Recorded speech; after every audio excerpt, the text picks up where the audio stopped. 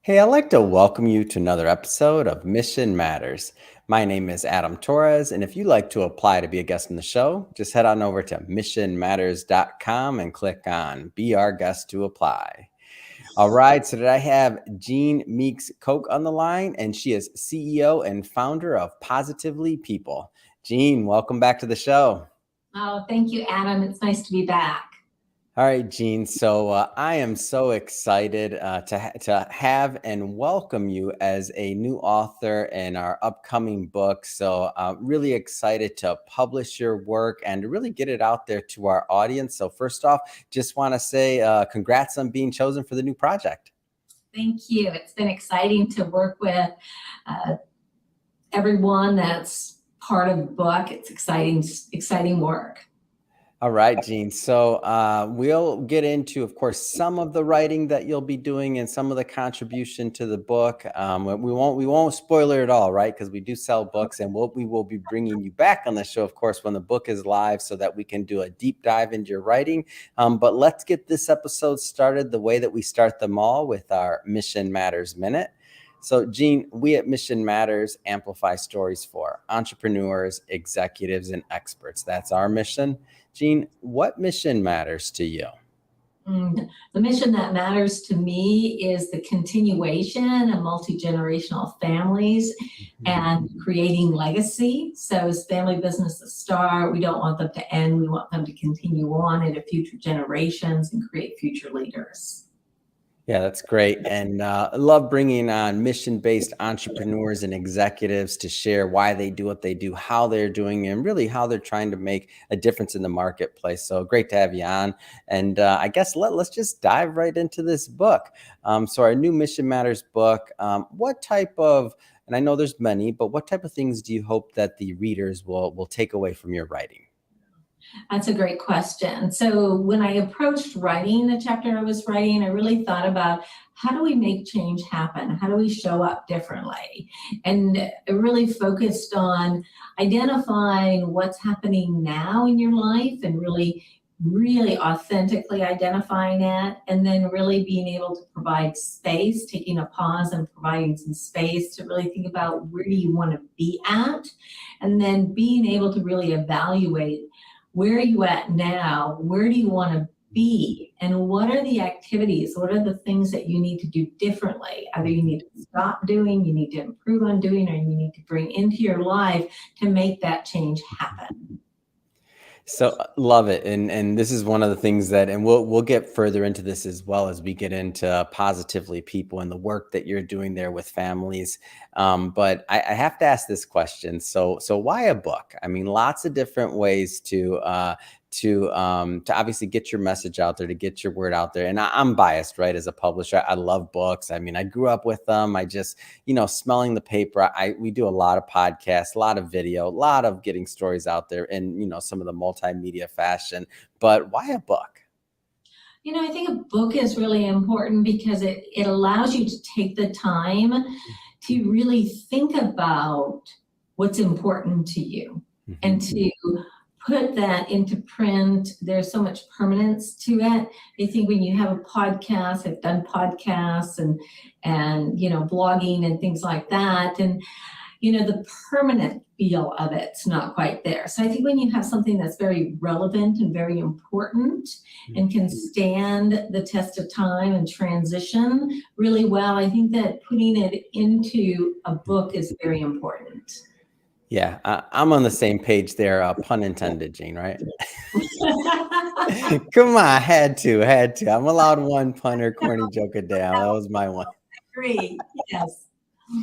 Yeah, I mean, I like that idea of pause. And the thing is to, a book, you still have to kind of sit down, and whether it's your ebook or whether you have, the paperback version, whatever your preference is. But the idea that you have to sit down, you have to give it some attention. We're podcasts, which, by the way, obviously we're big podcasters, but a little bit more on the passive listening side. Another thing I like about books is just being able to make those notes and refer back to it in the future. Like, I think about some of the books that have been instrumental in my life. When I think about like the E-Myth, right? That was a big one for me. Your How to Think and Grow Rich, like all the classics, like been through them all, and they're they still are the ones that I think as a business owner and somebody that's always looking to, get better, have made a big difference in my life. What are some of the books or some of the ones that you maybe remember? Oh, there's some great books out there. I think that, uh, you know, uh, I like Think and Grow Rich. I think that's a really good one. Rich Man, Poor Man's a really good one. Oh yeah. Oh, that's Purpose Driven Life. I think that's an excellent one. There's so many out there. I mean, just gosh, a lot of good work about From Good to Great. You Oh know, yeah. and I think that with books, it's what resonates with Mhm. you. So something that might resonate with me might not resonate with somebody else. Yeah. We're all different. Yeah. There's one I'm reading right now that my son gave me. It's called The Upside of the Dark Side, and it's Ooh. really focused on, being positive, and positive psychology might not be everything, but when you deal with the dark side, Mm. there is an upside to it. And I'm finding it's a profound read too. Mm. So there's just so many out there. I'm an avid reader, as you can tell. I like to read Oh and yeah. learn all the time. Yes. Well, Gene, you forgot the previous editions of Mission Matters. Come on All, now. No. all the previous editions of Mission Matters. Yes. Had to. Okay, fine. Right up there. How could I not, right? All right, let's had to. Let's switch focus a bit here. I want to, and again, for all the listeners, we will bring Jean back on and we will do a deep dive into her writing. We just want to make sure that the book is available so you don't get all excited and then you can't click on the link and go grab a copy. So we'll be bringing Jean back on. Don't worry about that. But I do want to shift focus here a bit, Jean, and get into Positively People, especially for those that maybe didn't catch some of our previous work. Maybe just start with telling us a little bit more about the company, please. Yeah. So Positively People has a couple of focuses, but its major focus is really in multi-generational family businesses. So family businesses are the heartbeat of the world. We look at, businesses as a whole, and you can kind of trace the roots back to so many of them came out of family entrepreneurs. And then so many of our major enterprises still exist as, multi-generational family-owned businesses. So they have such a rich piece of the fiber of the world, the fiber of society. And so they're real focus. And they're very different. They need to be, there's so many differences between a multi-generational family business and a standard corporation. There's a lot of corporate elements to it, but there's a family legacy piece of it, and the richness of that legacy and the importance of that to future family members and the value that they see they contribute to the world as a whole. And so that's really a core focus of ours. Another core focus of ours is in behavioral assessment. So we do a lot of work with working with talent management and human capital and behaviors, and the goal is to really help individuals understand themselves at a deep level so that they then can understand others, and then how to work together as strong, cohesive teams. So how do we create an environment in the workspace that provides a feeling and a sense of self-worth, self-value, that you are a contributor, where you can really be your whole self and you can bring yourself to work. And in the work environment, how can other members of your team or your organization really understand you? So those are some key focuses for us. So one of the things that you mentioned, so multi-generational, family planning. What are some of and I know every business is going to be different, right? Every business, depending on what generation the family's on, ownership, everything's going to be different variable wise. But I know that maybe some of these family businesses face some of the same challenges. What are some of those challenges when it comes to succession planning that maybe some of them face? I think it's alignment, right? I think that if I look at like a first generation, those are your owner founders. They started the company. There's a lot of entrepreneurship. There's a lot of drive. There's a lot of roll up your sleeve and just make it happen. And then in the second generation, you're into, children of those founders that are siblings. And, they're so used to being together because, they grew up together, right? They know a lot about one another. And so it's very organic how they work together. But as we get into the third generation, which is really into what we call a cousin generation, now you have the next group of leaders, owners coming together. They didn't grow up in all the same households, right? Those siblings had their own children, built their own nuclear family. So how do you create alignment around the future, the vision, the legacy, what's important when you're coming from different family branches? So I live in South Carolina. We have a lot of enormous, gorgeous, big oak trees. And I'll sit and I'll just look at the oak trees, and, they'll be 400 or 500-year-old oak trees. And you think about how they sustain, and really, they have really strong root systems and really strong, branches there. But there's a communication, I really feel, that happens amongst the oak tree, just like it needs to be strong collaboration and communication across nuclear family branches.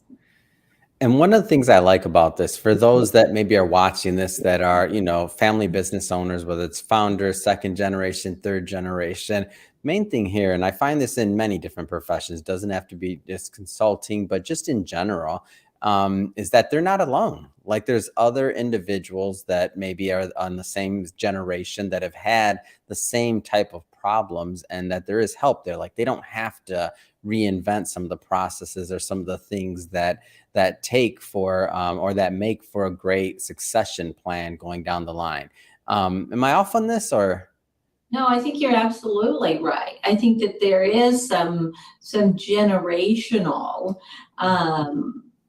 I would say, normal things that happen in different generations, normal behaviors that we see happen in different family generations, and knowing that, you don't have to do it alone. Others are experiencing the same things, and it really gets into the family dynamics, the human dynamics of family systems, right? And I think it's powerful to know that there are resources out there that really do focus on that. And I think a lot of people don't realize that. They'll be looking at a management consultant, and there are a lot of fabulous and great management consultants. But a management consultant is not a family business advisor. Right? Family business advisors or consultants really understand the family dynamics, as well as the business dynamics, and as well as good governance, and what it takes to have good governance, both corporate governance and family governance. Because again, just as you have to have corporate governance, you have to have family governance. If you're multiple owners from different family branches, there has to be agreed upon policies and ways to do things. So speaking of ways to do things, and any great process is going to have some type of data collection. In the case of yourself and Positively People, so you have business assessments. Like, tell us a little bit more about that. Yeah, so we really work with more behavioral assessments. Since so much of the work with multi-generational families really comes down to how we engage in conversations with one another. And a lot of it goes back to, our behaviors that have been developed since we were children, right? What are those experiences that we've had? What are the belief systems that it's brought? And what are the behaviors that then come from that? So, and those behaviors then become actions, some positive actions and some not so positive actions. And so what the behavioral assessments do is it helps us understand what mindset you're coming from. And in that, we can help others within the family system understand that also. And we can work together to say, wow, how can we work? What kind of experiences do we now need to really move together cohesively? And I think that behavioral assessments really help us do that. And we use a myriad of them, not just a singular type, but we have multiple ones we use. And are these for individuals or team assessments, or like give us a flavor for that? Yeah, good question. So there are individual assessments, and the individual assessments will range everywhere, everything from, being able to look at your own work style in the workplace. So when you're approaching work, how do you approach work? It'll also look at your behaviors as a leader. So we have an assessment called Work of Leaders, which really looks at how we vision, what are strengths and how we vision, then how do we take people and help align them to our vision so we create buy-in, and then how as a strong leader can we champion execution. And so what are the behaviors that are necessary to lead a group to execute successfully? So that's another behavioral assessment. We have behavioral assessments that focus on EQs called Agile EQ, and this really helps us understand our own worldview in relationship to others' worldview and how expandable we are. What's our elasticity to see through others' lenses? And I think that's so important. I mean, it's critical for diversity, equity, and inclusion, right? We have to understand different worldviews, and we have to be willing to stretch and to look, and understanding where it's easier for us to do that and where it's more challenging helps us to really work and create that stretchability. It's like a yoga exercise, right? We've got to stretch, we've got to stretch our brain. We've got to stretch our ability to see things differently. And it is hard, absolutely. And then we have some assessments that are team-based that really look at, the attributes of building a cohesive team. So we do a lot of team assessments and then help build a strong, cohesive team, because collaboration, cohesiveness as teams is vital. Look at the complexities of the challenges we have across the world, and nobody can solve a problem by themselves. It's impossible. We have to be able to collaborate. We have to be able to be cohesive and share ideas and understand others. So knowing our team and our ability to be cohesive is really vital to success as a leader. That's great. And when I think about like the idea of assessments, first off, I love assessments personally, because every time I do one, I get something out of it. Like whether it's team assessment, individual, but I feel like it always adds some type of progress. There's always some type of learning, whether it's about, somebody else that you're taking the assessment with that's working on the same team and kind of reviewing results, or you learn something about yourself. So huge fan of assessments in that process. So in terms of, I want to switch a little bit here, the Family Business Consulting Group. Tell us a little bit more about that and kind of the role and what that plays in this. Absolutely. So I'm actually a senior consultant for the Family Business Consulting Group. And it's a worldwide group of consultants. It's amazing. It has a rich history. It's touched over 2,700. 2,700. That's a lot. The multi-generational family businesses, some of the world's largest complex family businesses. And it's a group of consultants. We're all very seasoned in family consulting work, either in governance and family systems and communication and conflict resolution and corporate governance.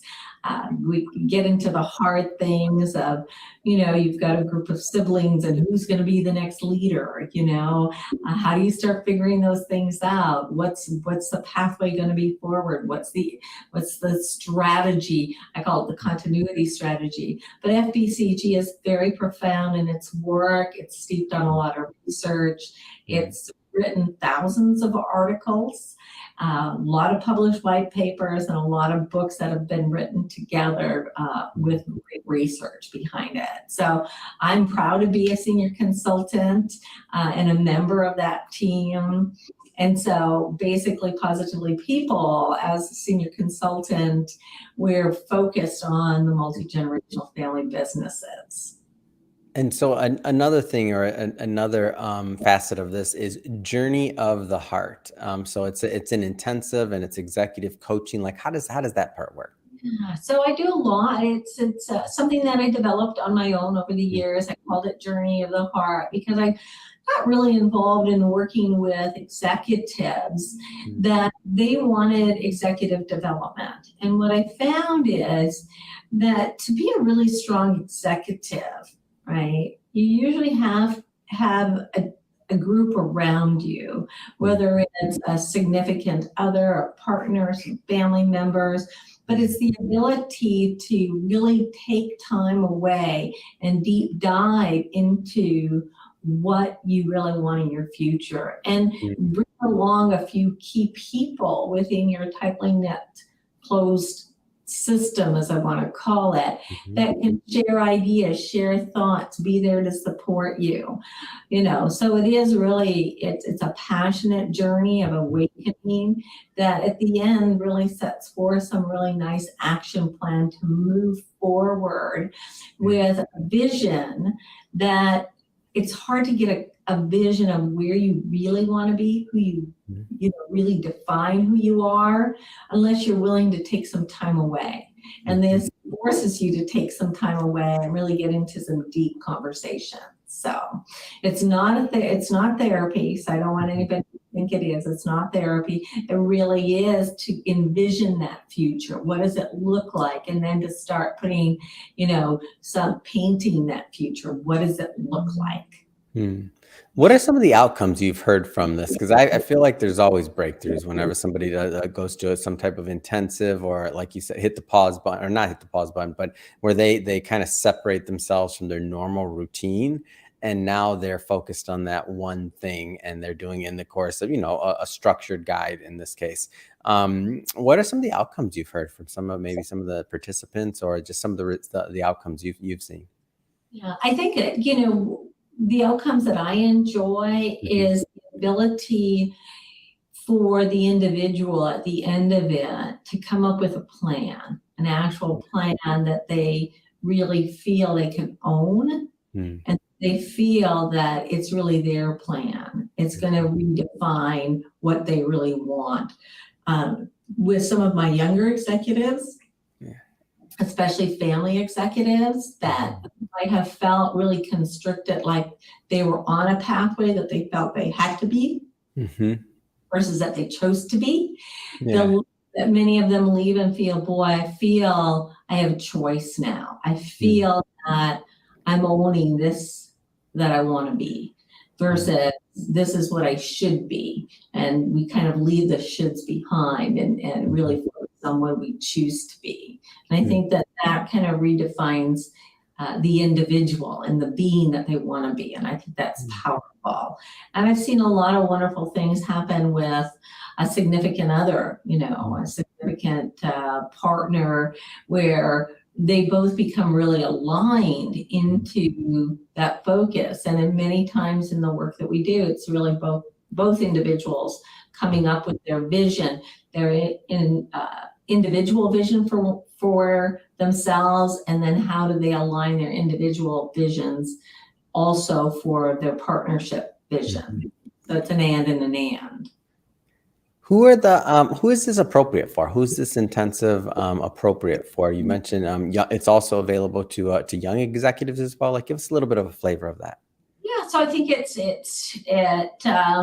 for young aspiring executives, Mhm. absolutely. It starts really helping define, getting somebody to start thinking about, if I had a blank plate, a blank palette, right, and I got to paint it anywhere I wanted to be, what would it look like 10 years from now? What would it look like 5 years from now? And then you can start putting the legs on, the color on it, right? And so with aspiring executives, I think that's a big benefit. I think individuals that are in the middle of a professional career change, Mhm. they're not sure if they're where they want to be, they might be, kind of stalled out. Things are feeling stale, and where do I go? It's feeling stale, and help them get through being stale to start formulating what can I do with the robustness and learnings and experiences of the past versus, and taking that forward. And then I also think that one of the areas that I really enjoy working with is executives that are on their continuity plan. They're going to know that they need to let go of the baton, especially in family enterprises where you'll get generation leaders that they know that they need to let go and let the next generation start taking more responsibility, but they're not sure how to do that because that family enterprise, that family business has been their total identity, right? So what happens? How do they shift from it being their total identity to shifting to a new chapter and maybe becoming more of a wise counsel, mentor? Because they're not used to that. They're used to really doing versus being that wise counsel because they feel like, well, then who am I? So I love the work I get to do with multi-generational leaders that are in those, latter years and trying to figure out their continuity plan of who am I and where am I going next, and helping them to really realize the vitality of the next chapter that they do have if they would just turn that page, right? So. Well, Jean, this has been great, really having you back on the show to obviously announce that you're part of the book and get further into Positively People. You're also your intensive. I just have to ask, I know you're busy. What's next? What's next for you? What's next for Positively People? Oh, gosh. It's busy. I think that coming out of COVID, I really never stopped through COVID. I stayed I was on the road, I traveled. I was fortunate that I was safe and healthy. And it's really great to be engaging individuals to start, rebreathing life again, rebreathing, reinvigorating. I think that reuniting, reinvigorating, reconnecting, my big re's, redefining that next chapter. So I think that's where I'm at. It's a big re type of thing. Renew. Oh, I'm in. Rewind. I'm in. Absolutely. Well, Jean, I just have to say it's been great having you back on the show. If somebody is listening to this and they want to connect and learn more about Positively People and just to follow your work in general, what's the best way for people to do that? Yeah, absolutely. The easiest way is just, to get on our website, positivelypeople.com. If you're a multi-generational family business, a large family business, you can get on thefbcg.com and have a chance to find out all kinds of interesting things and amazing resources. So have fun looking into it.